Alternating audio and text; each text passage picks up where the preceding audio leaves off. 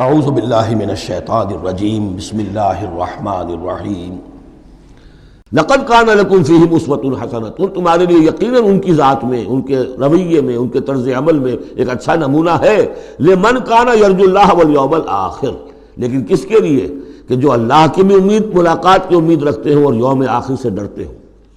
بالکل یہی الفاظ وہاں آئے تھے، لقد کان لکم فی رسول اللہ اسوۃ حسنۃ لمن کان یرجو اللہ والیوم الآخر وذکر اللہ کثیرا، یہ سورہ احزاب میں ہم پڑھ چکے ہیں۔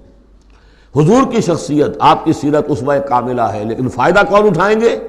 فائدہ صرف وہی اٹھا سکیں گے کہ جو اللہ پر بھی ایمان رکھتے ہوں، آخرت پر بھی ایمان رکھتے ہوں اور کثرت کے ساتھ اللہ کا ذکر کرتے ہوں۔ اسی طریقے سے یہاں لقد کان لکم فیہم اسوۃ حسنۃ لمن کان یرجو اللہ والیوم الآخر ومن یتولی فإن اللہ هو الغنی الحمید، اور جو منہ پھیر لے، پیٹھ موڑ لے، اللہ غنی ہے، حمید ہے، اللہ کو کسی کی پرواہ نہیں، کوئی احتیاج نہیں۔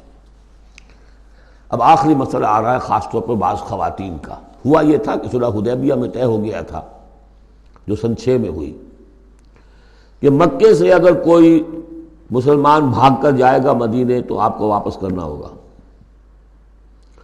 اور مدینے سے اگر کوئی مسلمان مرتد ہو کر واپس آئے مکے تو ہم واپس نہیں کریں گے۔ یہ شرط تھی، اور شرط مان لی تھی حضور نے۔ اس کے بعد معاملہ پیش آ گیا چند خواتین کا۔ اب ظاہر بات ہے کہ اب خواتین جو ہے ان میں سے کوئی مدینے آ گئی، مطالبہ ہوا ان کا واپس کریں، جو مسلمان تھی ایمان لے آئی تھی۔ حضور نے فرمایا نہیں، وہ مردوں پر بحث تھی، ساری گفتگو جو ہوئی تھی وہ رجال سے متعلق تھی، نساء کی نہیں، لہذا ان کو واپس نہیں کیا جائے گا، اور نہیں کیا گیا۔ لیکن یہ کہ اب جو وہاں سے خواتین آ رہی ہیں، کہہ رہی ہیں کہ ہم تو صاحب ایمان ہیں، اس لیے ہم ہجرت کر کے مکے سے آ گئی ہیں یہاں۔ اندیشہ یہ تھا کہ ان میں کہیں جاسوس نہ آ رہے ہوں، مکے والے جو ہیں ان کے ذریعے سے کچھ اسکینڈلائز نہ کریں ہماری سوسائٹی کو، کچھ کہہ نہیں سکتے، لہذا ان کا معاملہ کیا کیا جائے۔ پھر یہ کہ ان کے شوہر تو وہاں ہیں، شادی تو وہاں ہوئی ہوئی ہے ان کی، تو آیا یہ اب یہاں مسلمانوں کے لیے حلال ہے اس درجے میں کہ وہ ان سے نکاح کر سکیں، یا وہ رشتہ برقرار رہے گا؟ کافر جو ہے ان کی بیویاں یہ مسلمان ہو گئی، یہ آ گئیں۔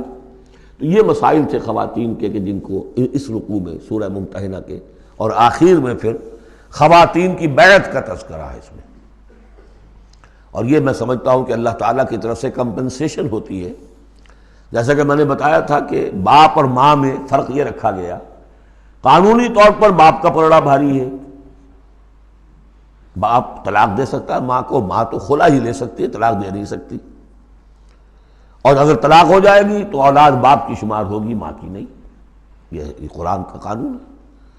لیکن دوسری طرف ماں کی خدمت 3 درجے زیادہ ضروری ہے باپ سے، خدمت میں 3 درجے فائق رکھ دیا ماں کو، اور کہا کہ جنت اس کے قدموں تلے۔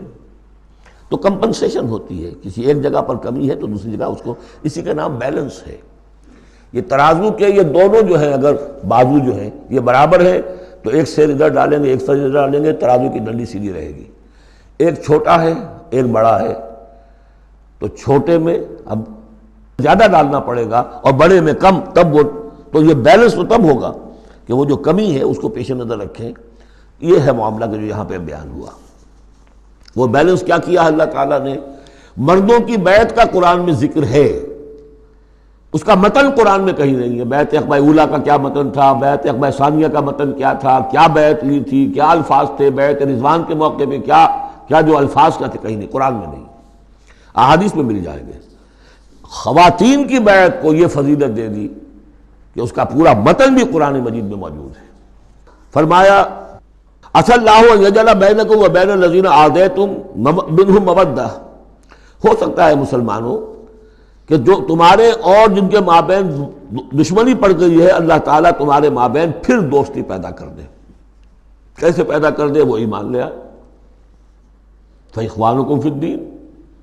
اور کوئی زیادہ دور تو نہیں تھا اب مرحلہ، فتح مکہ کے بعد سن 9 میں وہ آیات آئیں کہ 4 مہینے کی یہ مہلت ہے، اس میں ایمان نہیں لاؤ گے تو گردنیں اڑا دی جائیں گی، سب کے سب لوگ ایمان لے آئے، تو اب ہو گئے بھائی اخوانکم فی الدین۔ عسى اللہ ان یجعل بینکم وبین الذین عادیتم منہم مودۃ واللہ قدیر واللہ غفور الرحیم، اللہ ہر شے پر قادر ہے اور غفور ہے اور رحیم ہے۔ لا ینہاکم اللہ عن الذین لم یقاتلوکم، اللہ تعالیٰ تمہیں ان لوگوں سے نہیں روکتا کہ جنہوں نے تم سے کبھی جنگ نہیں کی، فی الدین، دین کے معاملے میں، ولم یخرجوکم من دیارکم، اور نہ تمہیں نکالا تمہارے گھروں سے، ان تبروہم وتقسطوا الیہم، کہ تم ان کے ساتھ کوئی بھلائی کرو یا انصاف کا معاملہ کرو۔ جہاں بھی ولایت کا معاملہ نہیں ہے، کافر کو ولی نہیں بنایا جا سکتا، پشت پناہ، مددگار، حمایتی، قلبی محبت نہیں ہو سکتی، لیکن کوئی نیک سلوک کرنا، کوئی بھلائی کرنا، اس میں کوئی اعتراض نہیں، کافروں کے ساتھ کرو۔ جو غیر حربی ہے، جس کے ساتھ جنگ نہیں ہے، جس نے کبھی آپ کے خلاف آپ کے کسی دشمن کی مدد نہیں کی ہے، اس کا معاملہ مختلف رہے گا۔ ان اللہ یحب المقسطین، اللہ تعالیٰ انصاف کرنے والوں کو پسند کرتا ہے۔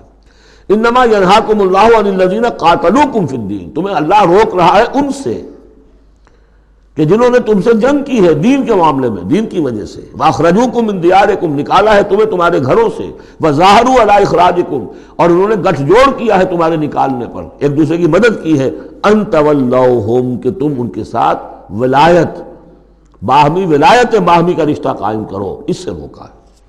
ومن یتولہم، اور جو کوئی ان کے ساتھ دوستی کرے گا، فاولئک ھم الظالمون، تو وہی لوگ ہیں جو ظالم ہیں۔ صدق اللہ العظیم۔